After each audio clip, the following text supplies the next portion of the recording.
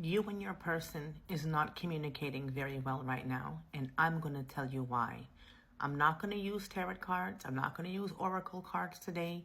Just my clairvoyancy. I'm a very strong empath and clairvoyant. But I am seeing that you and your person has been up and down for a very, very long time. And you've always been the one that's initiating, that's trying to fix, even though it hasn't been your fault. And you've done everything in your power to try to hold this relationship together because you love this person, because you care for this person. You do see a lot of good qualities in this person. And they're not always mean, they're not always a jerk, but lately it's just too much. It's just way too much. You've been giving them opportunities, you've been giving them space, you've been giving them time, you've been forgiving them. But now your person has said and done things to you to confuse the crap out of you, and they hurt you.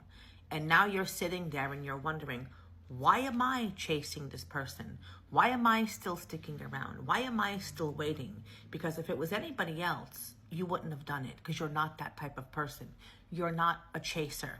You're not necessarily a runner, but you don't want to chase anybody. You know your value, you know your self-worth, you know what you bring to the table, and you know you're underestimating yourself. But that's what love makes you do. That's what happens when you care for somebody. But you can't be going crazy and giving in too much because there's a very spiritual bond between you and this person.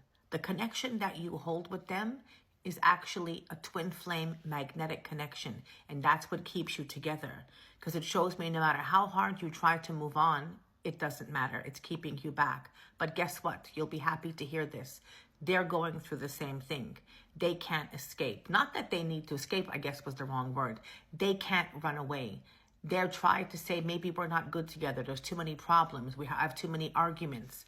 But the love keeps bringing you two back. The connection, the energy. They even tried to talk to other people when you guys had your time apart. But guess what? They wasn't happy with it. They are very stubborn. They carry a lot of pride. They carry a lot of ego. And they carry a lot of trauma from their past. But they got to let that go. They went through something in their childhood, or they went through something very hard in their relationships, very bad breakups. And for some reason, they're still holding on to it. You're not that person. For you, you let things go. But for them, they're holding it on. So it might be hard for you to understand it because you're not that kind of person. But unfortunately, they are. It's weighing on them. It's keeping them down. It's holding them. It's suppressing them. It's giving them PTSD. It's giving them anxiety. And it's preventing them from having a positive future